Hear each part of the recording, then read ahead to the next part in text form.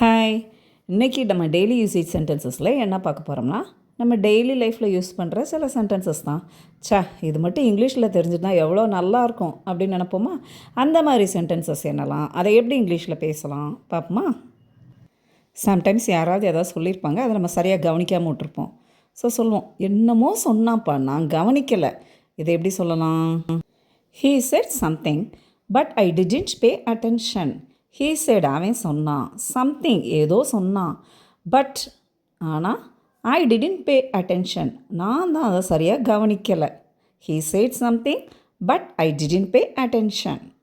சிலர் எழுதியிருக்கிறது ஒன்று ஹேண்ட் ரைட்டிங் புரியாது, இல்லை அந்த கண்டென்ட் என்னன்னே புரியாமல் இருக்கலாம். என்னமோ எழுதியிருக்கான், அது என்னன்னு புரியலை. இதை எப்படி சொல்லலாம்னா, he has written something. சம்திங்னா என்னமோ, but I don't understand what it is. ஆனால் எனக்கு என்னன்னே அது புரியலை. He has written something, but I don't understand what it is. இது இந்த எக்ஸாம் எழுதி ரிசல்ட் வந்தோடனே நிறைய பேர் சொல்கிறது, என்னமோ எழுதுனேன், எப்படியோ பாஸ் ஆகிட்டேன் அப்படின்னு சொல்லி ரொம்ப சந்தோஷமாக சொல்லுவாங்க. அதாவது அன்எக்ஸ்பெக்டடாக பாஸ் ஆனவங்க அப்படி சொல்லுவாங்க. இதை எப்படி சொல்லலாம்னா, I wrote something, somehow I passed. நான் என்னமோ எழுதுனேன், சம்திங்னா என்னவோ, ஐ ரோட் சம்திங் என்னவோ எழுதுனேன், சம்ஹவ் ஐ பாஸ்ட் எப்படியோ பாஸ் ஆகிட்டேன். அதாவது சம்ஹவ்னா எப்படியோ. I wrote something, somehow I past.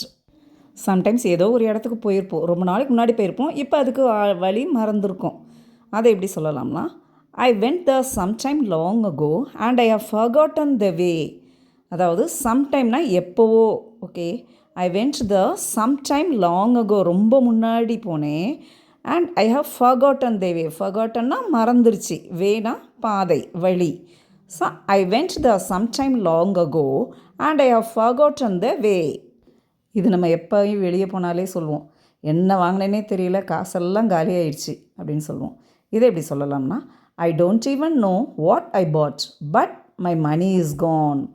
எனக்கு என்ன வாங்கினேனே தெரியல, ஐ டோன்ட் ஈவன் நோ, தெரியல, but my money is gone, பணம் எல்லாம் காலி ஆகிடுச்சு.